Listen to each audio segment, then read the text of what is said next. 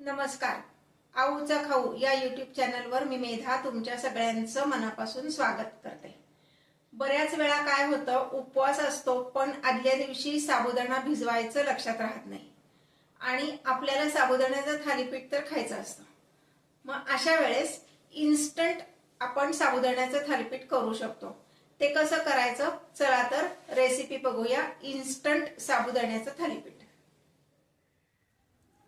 साबुदाण्याचं instant thalipeeth करण्यासाठी मी इथे पावशेर म्हणजे साधारण ह्या भांड्याने 1.5 भांड एवढा साबुदाणा मिक्सरमध्ये घालणार आहे आणि मिक्सर ऑन ऑफ करत हा साबुदाणा बारीक करायचा. एकदम बारीक नाही करायचा, भरड ठेवायचे. आता मी हे आधी मिक्सरमधनं काढून घेते.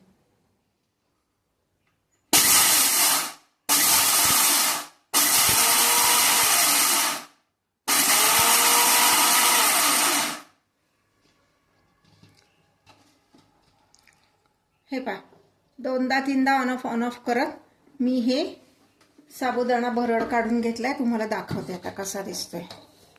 हे पहा, हे असं दिसतं. आता हे मी एका मोठ्या कुंड्यामध्ये काढून घेते.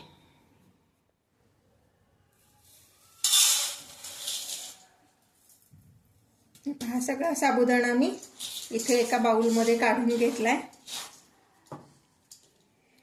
आता ह्यामध्ये मी घालणार आहे 1 वाटी एवढा दाण्याचा कूट, 1 चमचा मीठ, 1 चमचा लाल तिखट,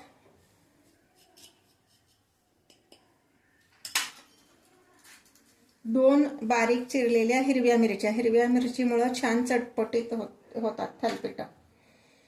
1 चमचा एवढे जिरे. तुम्ही उपवासाला जिरे खात नसाल तर नाही घातलेत तरी चालेल. आणि हे सगळं मी आधी मिक्स करून घेणार आहे. म्हणजे कोरडे जिन्नस सगळे आधी मिक्स करून घ्यायचे. आता ह्यामध्ये मी घालणार आहे साधारण अर्धी वाटी एवढी कोथिंबीर.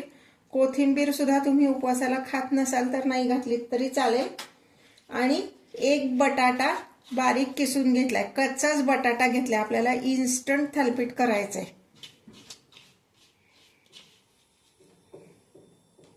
आता हे सगळं मिक्स करून घ्यायचंय आणि पाण्यामध्ये मी हे भिजवणार आहे. आता ह्यात मी पाणी घालून भिजवून घेणार आहे. पाणी किती लागतंय ते मी तुम्हाला नंतर सांगते. सुरुवातीला तर 1 भांड पूर्ण घालणार आहे.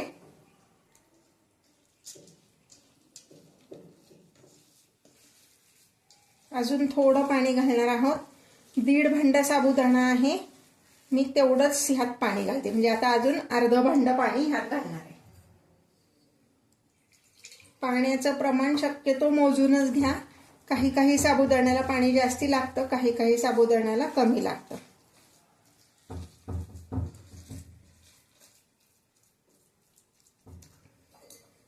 पूर्ण 1.5 भांड एवढं मी पाणी ह्यात वापरलेलं आहे.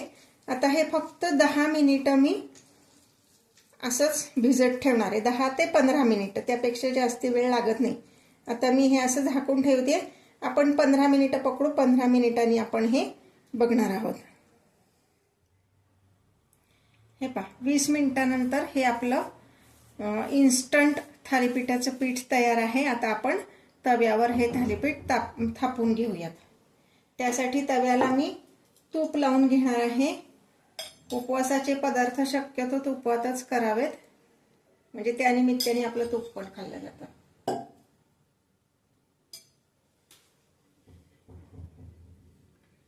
तूप सगळीकडे व्यवस्थित लावून घ्यायचे. आणि आता पिठाचा गोळा हे असं जरी मोकळं हे वाटत असलं तरी सुद्धा हे परफेक्ट आहे, कारण जास्ती पातळ केलं तर थालीपीठ सगळं तव्याला चिकटू शकतं. आता ह्याचा पिठाचा हा गोळा घेणार आहे आणि थालीपीठ थापूया.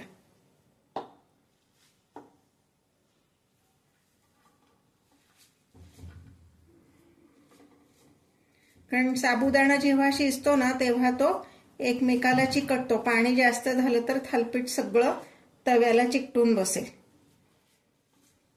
फार पातळ थापायचं नाही, नाहीतर तव्याला चिकटतं. किंचित जाडसरच थापायचे.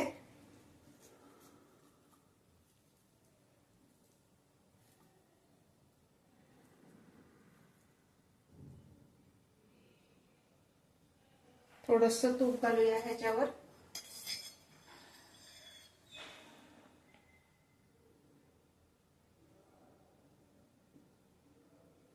याच पद्धतीने मी इन्स्टंट साबुदाणा वड्याची पण रेसिपी अपलोड केलेली आहे, ती पण बघा. आता ह्याच्यावर झाकण ठेवणार आणि गॅसवर साधारणपणे 10 मिनिट आपण हे शिजवून घेणार आहोत. हे पहा 5 मिनिटं झालेली आहेत. आता आपण झाकण काढून बघूया.